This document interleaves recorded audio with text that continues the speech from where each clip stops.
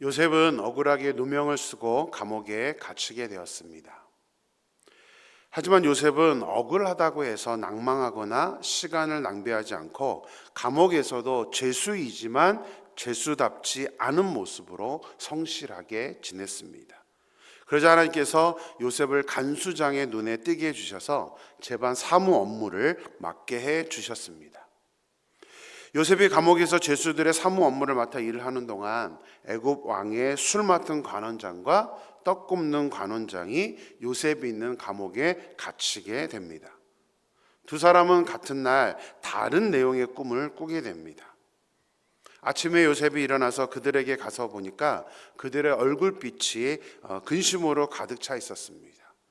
그저 두 사람은 꿈을 꾸었으나 해석할 자가 없다고 말합니다. 우리 8절 말씀 한번 보겠습니다. 그들이 그에게 이르되 우리가 꿈을 꾸었으나 이를 해석할 자가 없도다. 요셉이 그들에게 이르되 해석은 하나님께 있지 아니하니까 청하건대 내게 이르소서. 저는 요셉에 대한 전체의 내용을 생각하면 요셉이 형통했다라는 그 표현이 너무나 좋습니다. 그러나 형통했다라는 것보다 저는 또 좀 더 좋아하는 표현이 오늘 본문의 표현입니다. 해석은 하나님께 있지 아니하니까. 해석은 하나님께 있다. 저는 이 짧은 말 한마디가 요셉이 그동안 어떠한 중심으로 살아왔는지를 잘 표현해주는 그런 말이라고 저는 생각합니다. 요셉은 다른 사람도 아닌 형들에게 팔려 애굽의 노예로 이렇게 팔려서 끌려오게 되었습니다. 하나님께 죄를 짓지 않기 위해서 몸부림을 치면서 죄에서 이겼음에도 불구하고 억울하게 현재 감옥에 갇혀 있는 신세가 되었습니다. 20대 후반밖에 되지 않는 이 어린 요셉이 어떻게 이런 고통의 시간들을 잘 견뎌냈고 낙심하지 않고 오히려 성실하게 보낼 수 있었던 것일까요? 그동안 저는 요셉이 하나님의 자녀라는 정체성을 잘 붙들고 있었기 때문에 요셉이 그렇게 살았다고 말씀을 드렸습니다. 근데 오늘 본문에서는 한 가지 더 말씀을 해주고 있습니다. 그 정체성도 중요하지만 요셉은 모든 상황들의 해석이 자신에게 있는 것이 아니라 하나님께 있다는 그 중심을 갖고 살았기 때문이라는 것을 오늘 본문은 우리에게 말씀해 주고 있습니다. 물론 표면적으로는 해석은 하나님께 있다. 이것은 두 관원장의 꿈을 하나님께서 해석해 준다는 의미이긴 합니다. 그러나 반드시 그 의미만 있는 것은 아닙니다. 요셉은 해석은 하나님께 있다. 이것이 자신의 삶에도 동일하게 적용되는 것이었기 때문에 어떤 어려움과 어떤 고난의 상황이 올지라도 요셉은 절대로 좌절하지 않을 수 있었던 것입니다. 자신이 처해 있는 그 어려움, 낭망할 수밖에 없는 그 어려운 상황들, 그 해석은 자기에게 있지 아니하고 하나님께 있다라고 믿었기 때문에 요셉은 좌절하지 않고 그 상황에 빠지지 않았던 것입니다. 어제 말씀드렸던 것처럼 사방으로 우겨쌈을 당해도 쌓이지 않는 것, 바로 그것이 해석이 하나님께 있다라는 믿음을 가진 사람들에게 나타날 수 있는 모습인 것입니다. 지금은 모르지만 이 해석은 하나님께 달려있다. 지금은 모르지만 하나님께서 반드시 인도해 주실 것을 믿었기 때문에 요셉은 자신의 상황에 쌓이지 아니하고 오히려 최선을 다해서 성실하게 자신의 자리에서 역할을 감당했던 것입니다. 잘 생각해 보세요. 요셉이 왜 하필이면 친위대장인 보디발의 집에 팔려갔을까요? 처음부터 하나님의 계획하심이 있었기 때문입니다. 앞에서 제가 설명을 드리지는 않았지만 요셉은 외국인이고 친위대장인 보디발의 아내에게 성범죄라는 죄목으로 감옥에 갇히게 되었습니다. 외국인 노예 신분이라면 일반인 감옥에 갇히는 것이 정상적인 모습입니다. 그런데 요셉은 일반인 감옥에 간 것이 아닙니다. 왕의 신하들이 가는, 그런 정치인들이 가는 그런 감옥에 지금 갇히게 된 것입니다. 굳이 보디발이 왕의 죄수들이 갇히는 감옥에 가둘 이유가 없습니다. 질문을 할 수밖에 없죠. 그렇다면 왜 하필이면 일반 감옥이 아닌 왕의 제수를 가두는 곳에 지금 요셉이 갇히게 된 것일까요? 왜 하필이면 하나님께서 간수장의 눈에 뜨게 해서 다른 업무가 아니라 재반 사무 업무를 처리하게 하셨던 것일까요? 자, 재반 사무 업무는 사실 다른 이렇게 거창한 업무가 아닙니다. 왕의 신하들, 정치인들이 있기 때문에 그들을 수반드는 업무가 바로 이 요셉이 했던 업무입니다. 자, 왜 하필이면 술 맡은 관원장과 떡 굽는 관원장이 한꺼번에 이 요셉이 갇혀있던 그 감옥에 그 시기에 갇히게 되었던 것일까요? 그리고 왜 하필이면 그들의 꿈을 해석하게 되었던 것일까요? 온통 질문거리입니다. 우리는 질문해야 됩니다. 왜? 이 왜라는 질문 앞에 하나님은 해석이 하나님께 달려있기 때문에 그 왜는 우리는 왜지만 하나님께서는 철저하게 이 계획에 따라 요셉을 움직이고 있다는 사실입니다. 당사자인 요셉은 또 당시에는 전혀 이해할 수도 없는, 해석할 수도 없는 일이었지만 이 모든 일은 하나님께서 요셉을 앞으로 애굽의 총리가 되게 하기 위해서 배워야 하는 모든 것들을 훈련시키는 과정으로 철저한 계획으로 이렇게 왕의 신하들이 갇히는 감옥에 가두게 하셨다는 사실입니다. 일반 감옥에 가면 할 일이 없습니다. 다른 죄수들 수반될 일이 없습니다.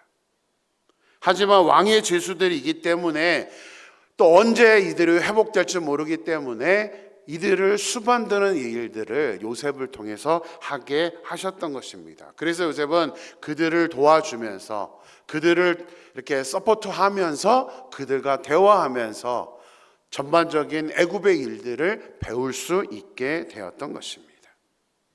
그러기에 요셉과 같이 해석은 하나님께 있다라는 하나님께 중심을 갖고 사는 사람은 어떤 경우에도 좌절하지 않을 수 있습니다.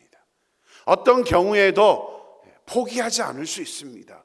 하나님께서 분명히 이 또한 지나가게 하실 것이기 때문에 지금은 모르지만 분명히 하나님의 계획이 있다는 것을 믿기 때문에 오히려 지금 힘든 상황을 더 좋은 기회로 삼을 수 있게 된다는 사실입니다.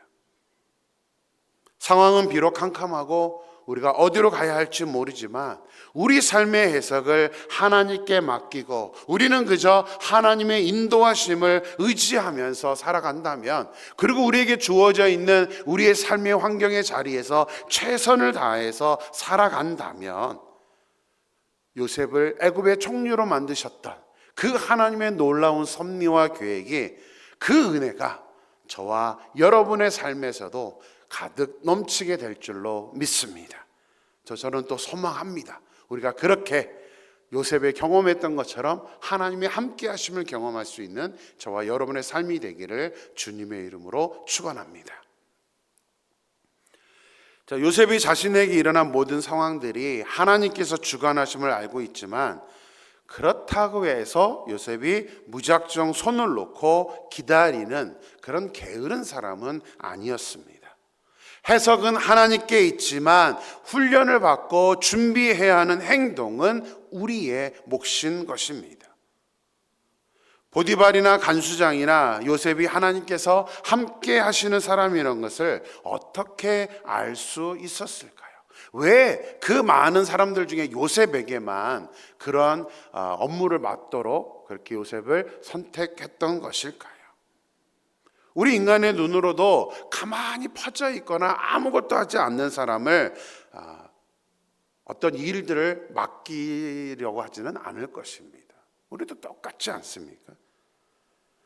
집에서 방학이 되면 아이들이 오후까지 늘어지게 자고 있는 모습을 한번 생각해 보세요.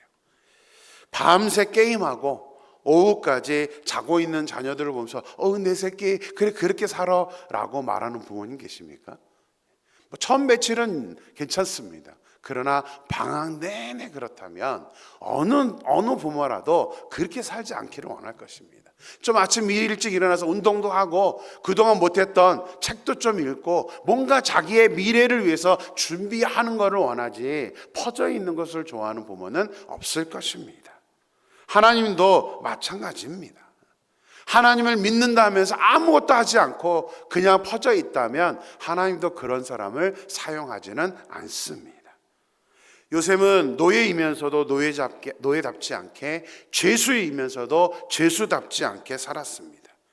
그래서 다른 사람들과 다르게 주어진 일만 하는 것이 아니라 최선을 다하여서 어제 말씀드린 것처럼 찾아서 일을 하는 사람이었기 때문에 하나님도 또 사람들도 요셉의 모습을 보면서 그의 성실함을 인정했던 것입니다. 그래서 자신의 신분 이상의 역할을 요셉에게 맡겼던 것입니다.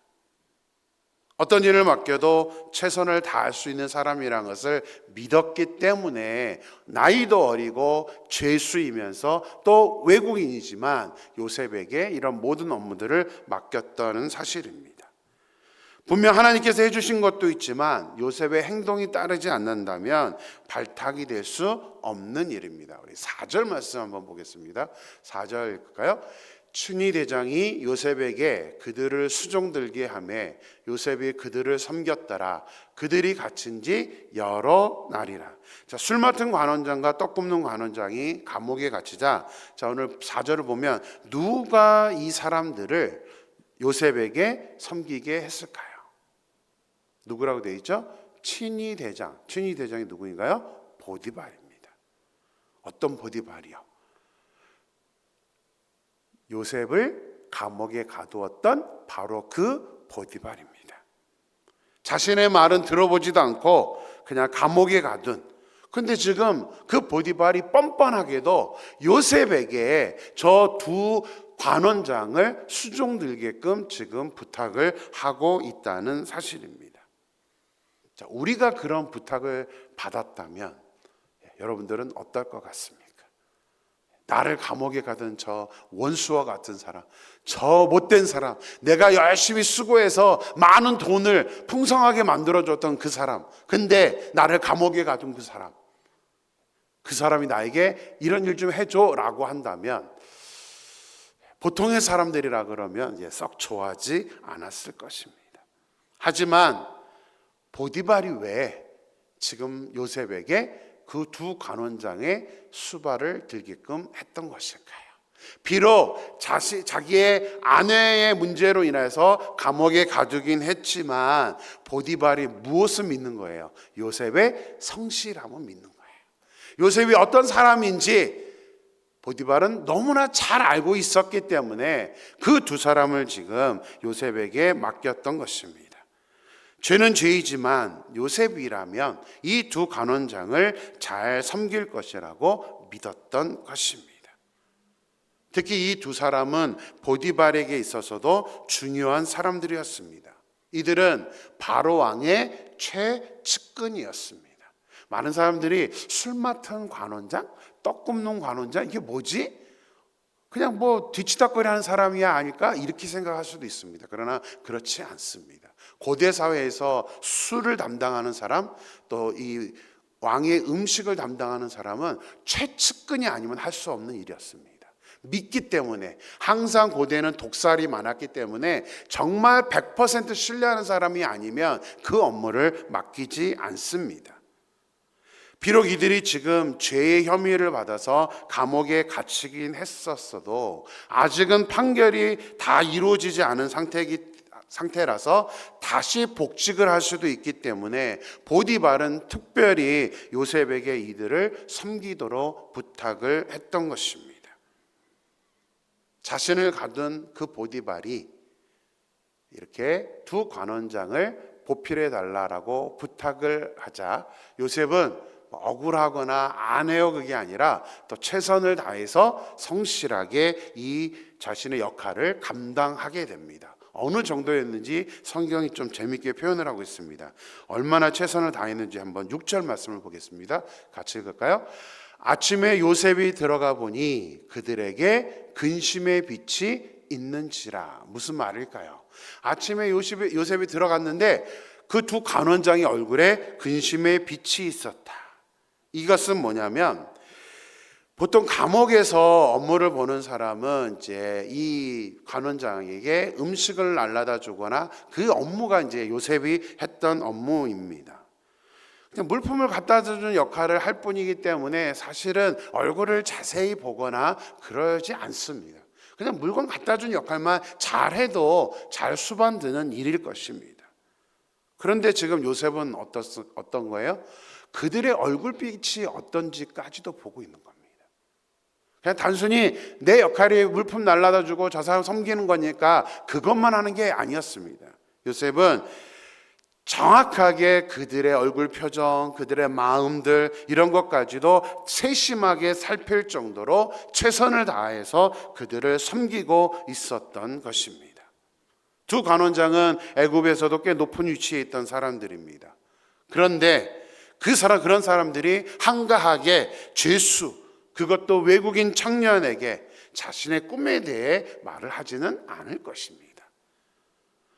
물건 나르는 사람에게 시시콜콜 이야기를 하지는 않을 텐데, 이 두 간원장은 그래도 요셉이 성실하게 자신들을 돌봤기 때문에 요셉에게 마음이 열려서 지금 자신의 꿈에 대해서 말을 했던 것입니다. 그렇다고 이들이 뭔가 이게 일이 일어날 것이다, 뭔가 기대를 하고 말한 것은 아닐 것입니다. 그냥 자기 수종드는 요셉에게 나 이런 꿈을 꿨어, 아무런 기대도 없이 그냥 꿈꾼 이야기를 했던 것입니다. 자신의 속마음을 지금 이야기하고 있었던 것입니다. 만약 요셉이 대충 일을 해서 두 간원장의 얼굴빛을 보지 못했다면 어떻게 되었을까요? 만약 두 간원장이 요셉을 한착해 여겨서 굳이 자신이 꾼 꿈에 대해서 말을 하지 않았다면 또 어떻게 되었을까요? 요셉은 어떤 기회도 잡지 못하고 속절없이 감옥에서 시간을 보낼 수밖에 없었을 것입니다. 하지만 요셉이 그 성실함 때문에, 그 섬김 때문에 관원장의 꿈을 듣게 되었고, 그 꿈을 해석해 줌으로 말미암아 요셉의 인생이 바뀌게 된 것입니다. 자, 우리를 선택하시는 것은 절대적으로 하나님의 주권입니다. 우리 스스로가 선택될 수가 없습니다. 하지만 우리가 잘 준비가 된다면 하나님의 선택을 이끌어낼 수는 있다는 것, 기회가 오는 것, 그것을 오늘 본문은 우리에게 말씀해 주고 있습니다. 이것은 우리 자신도 마찬가지고 우리 자녀들 세대도 마찬가지입니다. 그래서 우리는 항상 우리 자신과 우리 자녀들을 위해서 기도해야 됩니다. 하나님, 제가 준비된 사람 되게 도와주세요. 하나님께 쓰임받을 만한 그런 사람으로 준비되게 도와주세요. 우리 자녀들 지혜를 주시고, 지금 이 시기에 청소년 또 초등부 어린아이 시기에 하나님 잘 자기 스스로를 준비시켜서 하나님께 픽업되어 선택받아 사용되어지는 그런 자녀가 되게 해달라고 여러분들이 기도하셔야 됩니다. 제가 이번 청소년 수련회 가서도 우리 아이들에게 설교했던 내용이 이거였습니다. 요셉처럼, 또 다윗처럼 하나님께 쓰임받을 수 있도록 자신의 현재 주어진 상황에서 최선을 다해서 준비되어지는 사람, 그런 사람을 하나님께서 쓰신다는 사실입니다. 저는 소망합니다.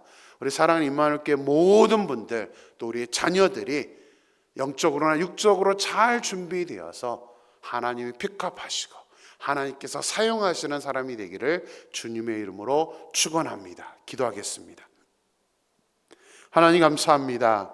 오늘도 말씀으로 저에게 도전하여 주심에 감사합니다.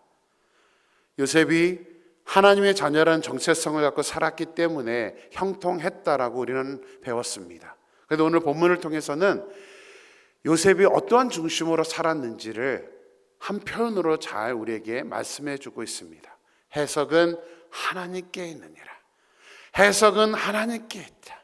자기의 인생의 모든 것들은 내가 알 수는 없지만 하나님께서 해석해 주시기 때문에, 하나님께서 인도해 주시기 때문에 라는 그 믿음으로 요셉은 살았기 때문에 어떠한 상황에서도 매이지 아니하고 그 상황에 굴복되어서 자포자기하거나 아버지 하나님, 요셉이 억울해하면서 또 하나님 포기하고 낙담하거나 낙심하지 아니하고 자기에게 오히려 주어진 상황에 최선을 다할 수 있었다는 것을 오늘 본문 말씀을 통해서 우리는 깨닫게 됩니다.